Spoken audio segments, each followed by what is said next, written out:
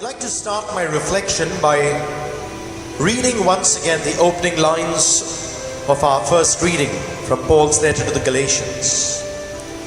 I'm astonished at the promptness with which you have turned away from the one who called you and have decided to follow a different version of the good news. So what's the different version of the good news that we are following? Why must I help this particular person? I can't get along with this person. Why must I reach out to my neighbor? My neighbor's always troubling me. Why must I be on talking terms with other members of my family when we are constantly having a dispute about property matters? And today's gospel, my dear brothers and sisters, is a reminder to us about living the good news of Jesus. The gospel as preached by Jesus himself, not a gospel that we have rewritten because it suits us. And therefore the million-dollar question in today's gospel, posed by this lawyer who was trying to trick Jesus, but who is my neighbor?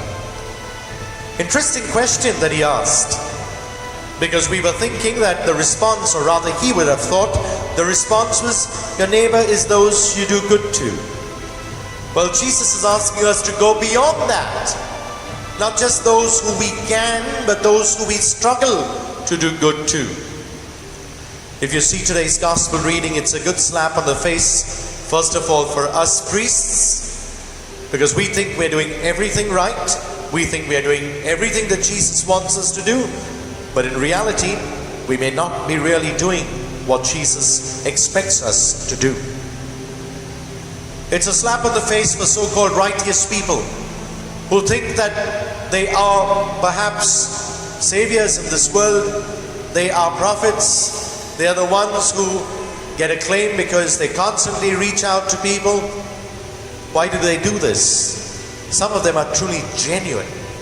Well, a good number of them are doing it because of fame, because their name appears somewhere in the papers or in magazines, or because they get publicity.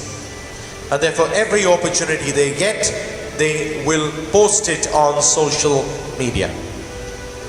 In our own quiet ways, my dear brothers and sisters, we need to reach out to people who truly need our love, our attention, who need perhaps a little of our time, who need perhaps the giftedness of our talents and charisms.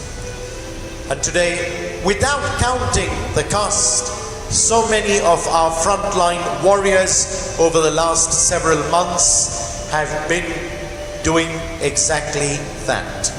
Quietly, in their own way, reaching out to people who are suffering from this pandemic, putting their own lives at risk. They were indeed the Samaritans that Jesus spoke of in today's gospel. Maybe we need to take a leaf out of their book. Maybe they become good role models for us of what it means in our own quiet way to reach out to our neighbor, whoever that is, irrespective of gender, of religion, or of caste.